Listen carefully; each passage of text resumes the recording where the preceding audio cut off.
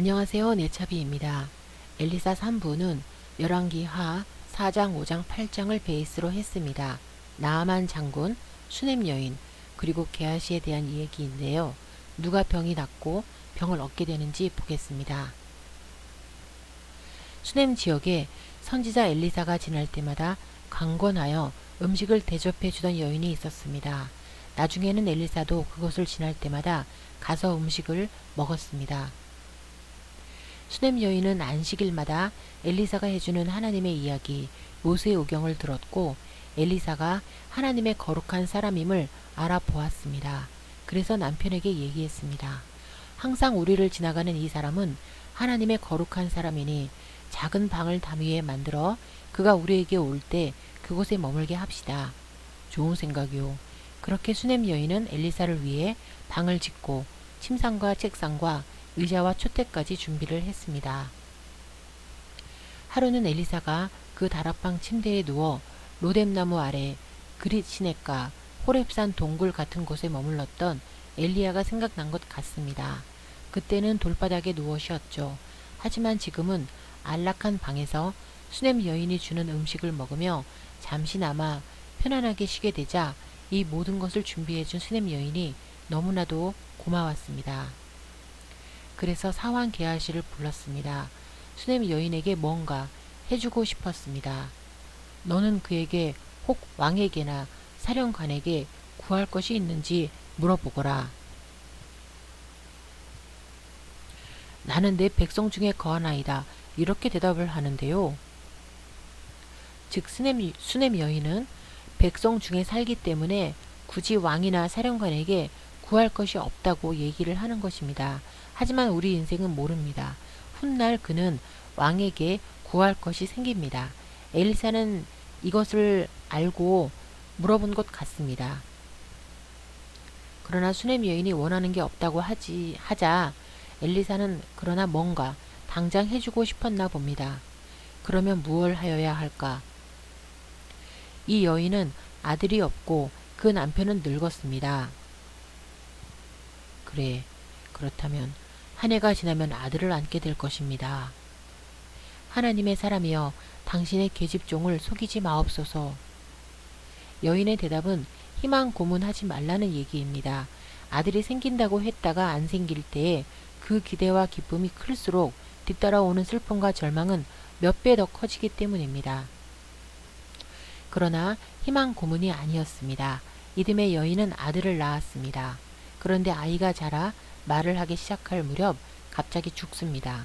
여인이 가장 두려워하던 일이 일어난 거죠. 한창 아이로 인해 기쁠 때에 아이를 잃었으니 그 슬픔은 말로 설명할 수 없을 겁니다. 여인은 급하게 갈멜산으로 갔습니다. 갈멜산엔 엘리사가 있기 때문이죠. 수넴 여인은 엘리사의 발을 끌어안고 하소연했습니다. 주었다 빼앗을 거면 아예 주지 말라고 제가 말하지 않던가요. 그제서야 상황 파악을 한 엘리사는 사환 게하시에게 그의 지팡이를 주며 당장 가서 아이를 살리라고 했습니다. 가서 지팡이를 아이의 얼굴에 놓으면 살아난다고 하는데요. 그러나 수넴 여인은 엘리사가 가야 한다고 말을 합니다. 맹세하건대 당신이 안 가시면 저도 안 가겠습니다. 여인은 평소 사환 게하시의 언행을 믿음직스럽지 못하다고 판단한 것 같습니다. 그녀의 판단은 옳았습니다. 게하시는 엘리사보다 앞서가 아이의 얼굴에 지팡이를 올려놓았지만 아이에겐 그 어떠한 변화도 없었습니다. 엘리사가 도착해서 아이 위에 올라 자기 입을 그의 입에, 자기 눈을 그의 눈에, 자기 손을 그의 손에 대고 그의 몸에 엎드리니 아이의 살이 차차 따뜻해지고 그렇게 한 번 더 했을 때에 비로소 아이가 7번 재채기하고 눈을 떴다고 합니다. 이제 일어나서 여길 떠나시오. 여호와께서 이 땅에 7년 동안 기근을 부르셨습니다. 아이를 살린 엘리사는 수넴 여인에게 7년간 기근이 임할 테니 이 땅을 떠나 있으라고 귀띔해 줍니다. 이에 수넴 여인은 블레셋 땅으로 이주를 합니다. 그 무렵 북이스라엘 왕은 아람 왕으로부터 한 통의 편지와 나아만의 방문을 받습니다. 편지의 내용은 이랬습니다. 내 신하 나아만을 보내니 그의 나병을 고쳐주시오. 이스라엘 왕은 편지를 읽고 옷을 찢으며 괴로워했습니다. 내가 사람을 죽이고 살리는 하나님이냐? 어찌하여 내게 나병을 고치라 하느냐? 저 왕이 틈을 타서 시비를 걸려는 것이로다 하고 괴로워했는데요. 이 소식을 들은 엘리사가 이스라엘 왕에게 메시지를 보냈습니다. 왕은 어찌하여 옷을 찢나이까? 그 사람을 내게 보내소서. 이스라엘에 선지자가 있는 줄 알게 될 것입니다. 이리하여 나아만은 말들과 병거를 거느리고 엘리사에게 가지만 아무리 기다려도 엘리사는 집에서 나오지 않았습니다. 저가 내게로 나와 내 손을 잡아주고 내 상처를 보듬어 줄 줄 알았는데 문전박대를 하는구나. 나아만은 엘리사의 문전박대에 모욕감을 느끼고 분노합니다. 그때 엘리사의 사환 게하시가 뛰어나와 외쳤습니다. 요단강에 가서 7번 몸을 씻으랍니다. 뭐라? 우리 동네 다메섹엔 여기보다 훨씬 깨끗한 강이 있지 아니하냐. 내 차라리 거기 가서 씻겠다. 무례하구나. 돌아가자. 이렇게 분노하는데요. 엘리사의 말이 마치 나아만이 너무 안 씻어서 병에 걸렸거나 다메섹 강이 너무 더러워 병에 걸렸으니 이스라엘의 깨끗한 요단강에 가서 싹싹 7번 씻으면 병이 낫는다는 소리 같습니다. 부하들이 보는 앞에서 나아만이 느꼈을 모욕감은 극에 달했을 것 같습니다. 화가 난 그는 고국으로 돌아가기로 하는데요. 그때 나아만 장군의 부하들이 나아만에게 나와서 감히 충언을 했습니다. 장군, 이보다 어려운 일을 하라 했으면 하셨겠지요. 그런데 쉬운 일이라서 못하겠다 하십니까? 사실 나아만은 종이든 노예든 부하든 옳은 말이라고 판단되면 신분의 고하를 막론하고 자기 의견을 굽힐 줄 아는 사람이었습니다. 애초에 나아만이 엘리사에게 올 수 있었던 것도 이스라엘 여종의 조언을 허투루 듣지 않았기 때문입니다. 부하들의 말이 일리가 있음을 깨달은 나아만은 감정을 절제하고 요단강으로 가 몸을 씻었습니다. 그리고 그는 기적을 경험합니다. 7번째 들어가 씻을 때에 그의 살이 어린아이처럼 된 것입니다. 나아만은 기뻤고 놀라웠습니다. 그는 엘리사에게 돌아가 예물과 함께 감사를 전하고 싶었습니다. 내가 이제 이스라엘 외에는 온 천하에 신이 없는 줄 아나이다. 청하건대 예물을 받으소서. 그러나 엘리사는 그의 예물을 받지 않았습니다. 조만간 이 나아만 장군은 그의 왕 벤하닷과 함께 이스라엘을 쳐들어올 것을 알았기 때문입니다. 하나님의 명이기에 적군 나아만의 병을 고쳐주긴 했지만 잠시 후 자기 백성에게 큰 환난과 비극을 줄 사람의 예물을 어찌 받을 수 있겠습니까? 그러나 게하시는 몰랐습니다.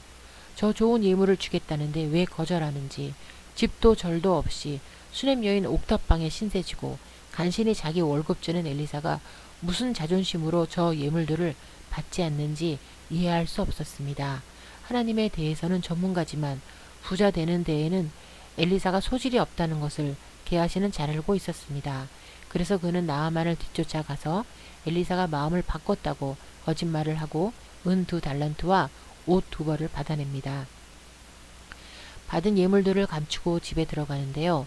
어디 갔다 왔냐고 묻는 엘리사에게 아무데도 가지 않았다고 또 거짓말을 합니다. 그러나 엘리사는 알고 있었습니다. 네 이놈, 지금이 은이나 옷을 받을 때냐. 나아만의 문둥병이 내게 들어가리라.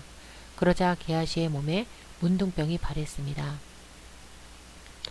그리고 문둥병이 발한 게하시는 엘리사를 그렇게 떠나갔습니다. 이후 엘리사는 최선을 다해 이스라엘 왕을 아람 왕이 테러 공격으로부터 보호하다가 오히려 공격을 받기도 합니다. 결국 아람 왕 벤하닷은 큰 군대를 이끌고 이스라엘을 공격해와 에워싸니 이스라엘은 성에 갇혀 식량 대란이 일어납니다. 곡물값이 너무 올라 굶어 죽을 지경에 이르자 엄마들이 아기를 잡아먹었습니다. 이 전쟁 이야기는 엘리사 1편에 자세히 소개해 드렸습니다. 이 전쟁은 기적적으로 엘리사가 말한 대로 끝이 납니다. 이에 이스라엘 왕은 엘리사에 대해 관심을 갖기 시작하고 수소문을 하다가 게하시를 만나게 되는데요. 네가 게하시냐? 너는 엘리사의 행한 모든 큰일을 내게 고하라. 수넴에 사는 여인의 죽은 아들을 살아나게 하는 것을 제가 직접 보았습니다. 게하시의 말이 끝나기 무섭게 수넴 여인이 그 아들과 함께 궁에 들어왔습니다. 왕이여, 이는 바로 그 여인이요, 저는 바로 그 아들입니다. 수넴 여인은 엘리사의 충고를 듣고 7년 기근을 피해 블릿의 땅에 있다가 돌아왔는데요. 이때 자기 집과 전토에 분쟁이 생겨 되찾고자 왕에게 오게 된 것입니다. 그런데 여인이 말도 하기 전에, 궁에 들어오기도 전에 하나님은 게하시를 보내 왕에게 모든 이야기를 들려준 겁니다.